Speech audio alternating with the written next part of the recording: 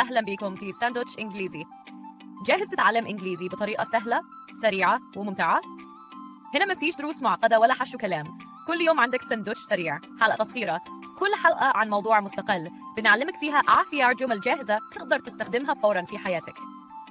هنتكلم عن كل حاجة: التعارف، السفر، الشغل، الرياضة، الصحة، تكنولوجيا، التسوق، المدارس، المقابلات، الحفلات، وحتى ازاي تتصرف لو اتزنقت ومش عارف ترد.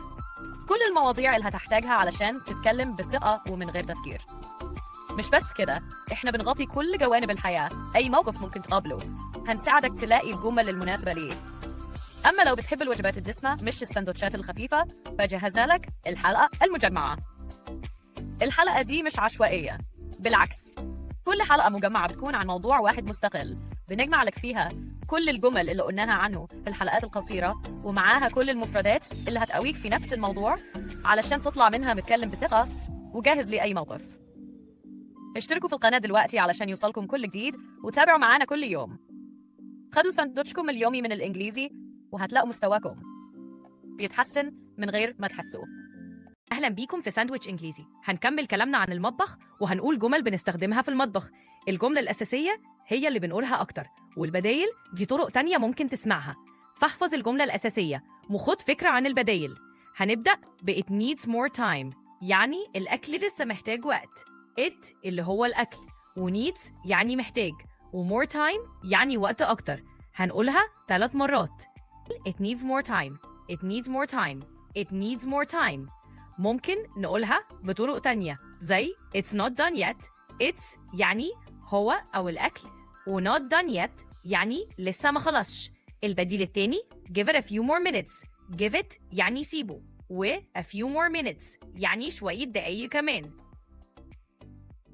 is the meat cooked يعني اللحمة استوت. is يعني هل، و the meat يعني اللحمة، و cooked يعني مستوية. هنقولها 3 مرات. is the meat cooked يعني هي أو اللحمة.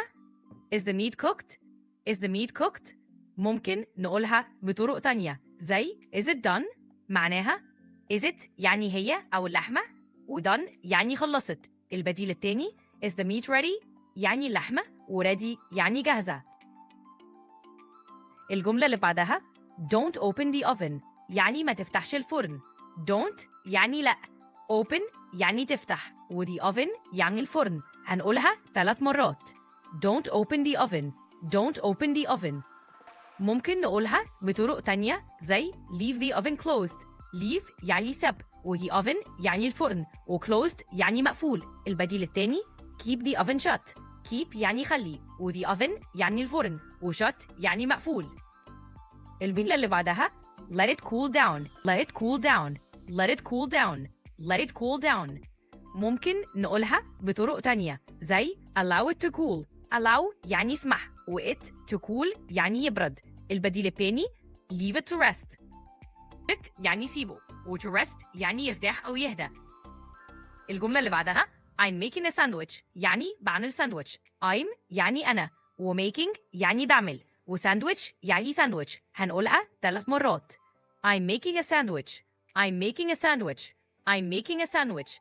ممكن نقولها بطرق تانية زي I'm fixing a sandwich. I'm يعني أنا، و fixing يعني بجهز، و sandwich يعني ساندويتش. ممكن نقولها بطرق تانية زي I'm preparing a sandwich. preparing يعني بحضر، و sandwich يعني ساندويتش. can you taste this يعني ممكن تدوق دي. can you يعني ممكن أنت، و taste يعني تدوق، و this يعني دي. هنقولها 3 مرات. can you taste this، can you taste this، can you taste this. ممكن نقولها بطرق تانية زي give this يعني ادي، و this يعني دي، و try يعني جرب. البديل التاني tell me what you think. tell me يعني قوليلي، و what you think يعني رأيك ايه. الجملة اللي بعدها I like my coffee strong يعني بحب قهوتي تقيلة. I like يعني بحب، و my coffee يعني قهوتي، و strong يعني تقيلة. هنقولها 3 مرات. I like my coffee strong، I like my coffee strong، I like my coffee strong. ممكن نقولها بطرق تانية زي I prefer strong coffee. prefer يعني أفضل، و strong coffee يعني قهوة تقيلة. البديل التاني I like it with a kick. Kit يعني بحبها with a kick يعني بنكهة قوية. The butter has melted يعني الزبدة ساحت. The butter يعني الزبدة و has melted يعني ساحت. هنقولها 3 مرات. The butter has melted. The butter has melted. The butter has melted. ممكن نقولها بطرق تانية زي the butter is soft now.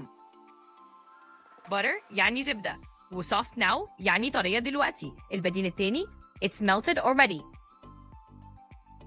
يعني هي أو الزبدة و melted already يعني ساحت خلاص. mix the ingredients well يعني اخلط المكونات كويس. mix يعني اخلط و the ingredients يعني المكونات و well يعني كويس. هنقولها 3 مرات. mix the ingredients well. mix the ingredients well. mix the ingredients well. ممكن نقولها بطرق تانية زي stir everything properly. stir يعني حرك أو قلب و everything يعني كل حاجة و properly يعني بشكل مناسب. البديل التاني combine the ingredients. combine يعني اخلط و the ingredients يعني المكونات. الجملة اللي بعدها do we have any onions يعني عندنا بصل. do we have يعني هل عندنا و any onions يعني أي بصل. هنقولها 3 مرات. do we have any onions. do we have any onions. do we have any onions. ممكن نقولها بطرق تانية زي is there any onion left. is there يعني هل في و any onion left يعني بصل متبقي. البديل التاني got any onions. got يعني عندك و any onions يعني أي بصل. الجملة اللي بعدها preheat the oven يعني سخن الفرن قبل. preheat يعني سخن مسبقا و the oven يعني الفرن. هنقولها 3 مرات. preheat the oven. preheat the oven. preheat the oven. turn on the oven. turn on يعني شغل و the oven يعني الفرن. البديل التاني get the oven hot. get يعني خلي و the oven hot يعني الفرن سخن. the kids love spaghetti يعني العيال بيحبوا المكرونة. the kids يعني العيال و love يعني بيحبوا و spaghetti يعني مكرونة. هنقولها 3 مرات. the kids love spaghetti. the kids love spaghetti. ممكن نقول they really like pasta يعني هما بيحبوا المكرونة بجد. البديل التاني spaghetti is their favorite يعني المكرونة سباجيتي هي المفضلة عندهم. add some oil to the pan يعني حط شوية زيت في الطاسة. add يعني حط و some oil يعني شوية زيت و to the pan يعني في الطاسة. هنقولها 3 مرات. add some oil to the pan. add some oil to the pan. add some oil to the pan. ممكن نقول pour some oil in the pan يعني صب شوية زيت في الطاسة. والبديل التاني drizzle a bit of oil يعني حط شوية زيت بشكل خفيف. drizzle يعني حط بكمية بسيطة و a bit of oil يعني شوية زيت قليلين. I need to buy more garlic يعني لازم أجيب توم كمان. I need يعني أنا محتاج و to buy يعني كان أشتري و more garlic يعني لازم أجيب توم كمان. ممكن نقولها بطرق تانية زي we're out of garlic. we're out of يعني خلص عندنا و garlic يعني توم. البديل التاني I'm running low on garlic. low on يعني قرب يخلص و garlic يعني توم.